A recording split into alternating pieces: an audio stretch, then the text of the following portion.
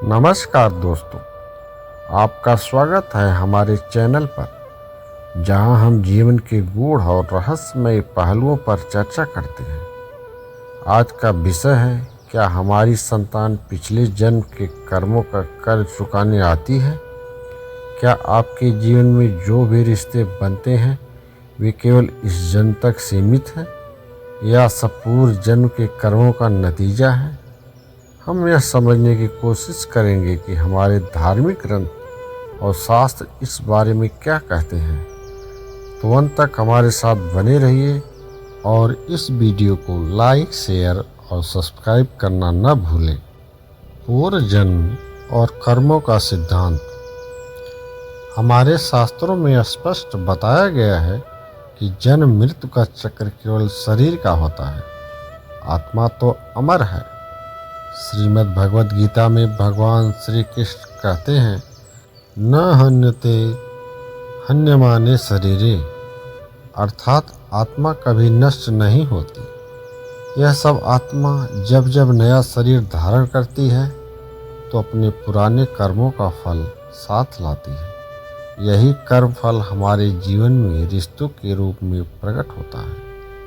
माता पिता, भाई बहन, दोस्त और यहाँ तक कि हमारी संतान की पिछले जन्म के ऋण और बंधनों का हिस्सा होते हैं। शास्त्र में इसे ऋणानुबंध कहा गया है।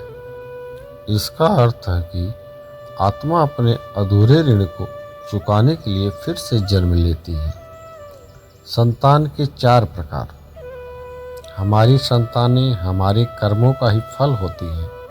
शास्त्रों के अनुसार संतान 4 प्रकार की होती है। पहला, ऋणानुबंध पुत्र।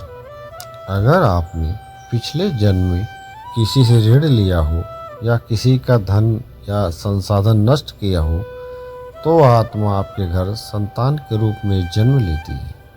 यह संतान आपके धन का उपयोग बीमारियों या अनावश्यक कार्यों में करेगी। यह तब तक होता रहेगा जब तक ऋण का हिसाब पूरा न हो जाए।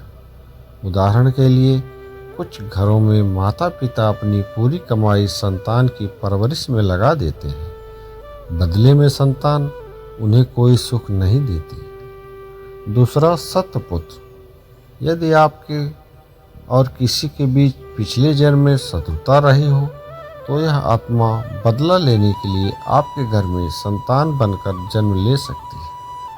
यह संतान बड़ी होकर माता पिता से झगड़ा करती है, हमेशा कटु वचन बोलती है और माता पिता को दुखी रखती है। ऐसी संतान का उद्देश्य केवल आपके पुराने जन्म का ही बदला लेना होता है। तीसरा, उदासीन पुत्र। यह संतान माता पिता के प्रति उदासीन होती है। न तो यह उसकी सेवा करती है और न ही उन्हें कोई सुख देती है।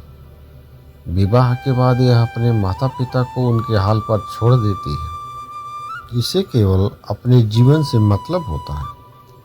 चौथा, सेवक पुत्र। यह संतान पूर्व जन्म में किए गए अच्छे कर्मों का फल होती है। यदि आपने किसी की भी निस्वार्थ सेवा की है तो आत्मा आपके घर आपकी सेवा का ऋण चुकाने आती है। यह संतान अपने माता पिता का हर संभव ख्याल रखती है और उनका आदर करती है। क्या केवल यह मनुष्यों पर लागू होता है? यह नियम केवल मनुष्यों तक सीमित नहीं है। अगर आपने पिछले जन्म में किसी जीव जंतु जैसे गाय, कुत्ता या अन्य प्राणियों की सेवा की है तो वह आत्मा भी आपके घर में संतान के रूप में जन्म ले सकती है। उदाहरण के लिए, यदि आपने निस्वार्थ भाव से किसी गाय की सेवा की तो वह आत्मा आपके जीवन में किसी रूप में वापस आएगी। यह केवल सेवा तक ही सीमित नहीं है।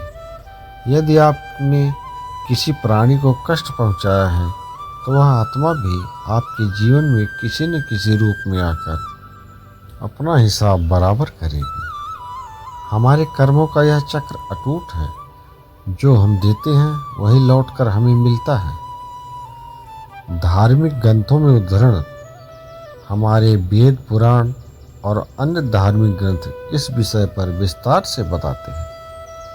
श्रीमद् भागवत पुराण में इसमें कहा गया है कि आत्मा जन्म मरण का कारण केवल उसके कर्म है। गरुड़ पुराण में यह स्पष्ट रूप से बताता है कि संतान का जन्म पूर्व जन्म के कर्मों का परिणाम है। महाभारत में कर्ण और कुंती का यह प्रसंग समझाने के लिए पर्याप्त है कि माता पिता और संतान के बीच रिश्ता केवल जन्म पर आधारित नहीं होता।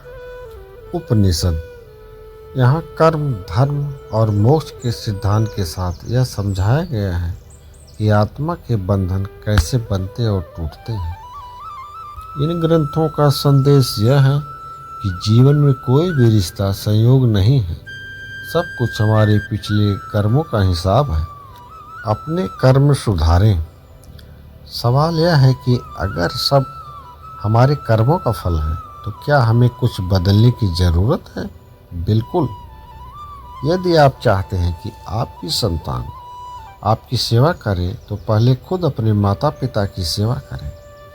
यदि आप चाहते हैं कि आपकी संतान आपको सम्मान दे तो अपने कर्मों से यह आदर्श स्थापित करें। कर्मों का सीधा असर। अच्छे कर्म, सेवा, दान और दूसरों का भला करने से आपके जीवन में सकारात्मक ऊर्जा आती है। यह आपके रिश्तों को सुखद बनाती है। बुरे कर्म, किसी का अपमान, शोषण या अन्याय करने से रिश्तों में बहुत कटुता आती है। संतान पर इसका प्रभाव।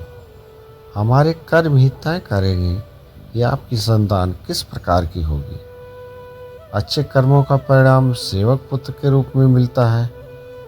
बुरे कर्मों का परिणाम शत्रु पुत्र या उदासीन पुत्र के रूप में मिलता है। सांसारिक धन संपत्ति का मोह।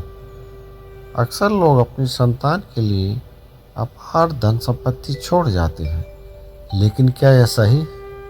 शास्त्रों के अनुसार यदि आपकी संतान अच्छी और लायक है तो उसे आपकी संपत्ति की ज़रूरत नहीं, और अगर आपकी संतान बिगड़ी हुई है तो आपकी संपत्ति को नष्ट कर देगी। जीवन का उद्देश्य केवल धन कमाना नहीं है। असली धन आपके कर्म और आपके रिश्ते हैं। जीवन का उद्देश्य और निष्कर्ष। अंत में यह समझना जरूरी है कि हमारा जीवन केवल कर्मों का हिसाब किताब है। जो बोया है वही काटोगे। जो कर्म आप करेंगे वही आपको लौटकर मिलेगा। जीवन का उद्देश्य अच्छे कर्म करना, दूसरों की निस्वार्थ सेवा करना, मोह और अज्ञानता से बाहर निकलकर सच्चाई को समझना। निष्कर्ष। संतान हमारे कर्मों का परिणाम होती है। अपने कर्मों को सुधारें, तभी आपके जीवन में सुखद रिश्ते बनेंगे। जीवन में धन से ज़्यादा रिश्तों और कर्मों को महत्व दें। तो दोस्तों, हमने आज यह समझने की कोशिश की कि हमारे जीवन में संतान का रिश्ता क्यों और कैसे बनता है। अगर आपको यह जानकारी उपयोगी लगी हो तो इसे लाइक और शेयर करें। हमें कमेंट करके बताएं कि इस विषय पर आपकी क्या राय है। हमारे चैनल को सब्सक्राइब करना न भूलें।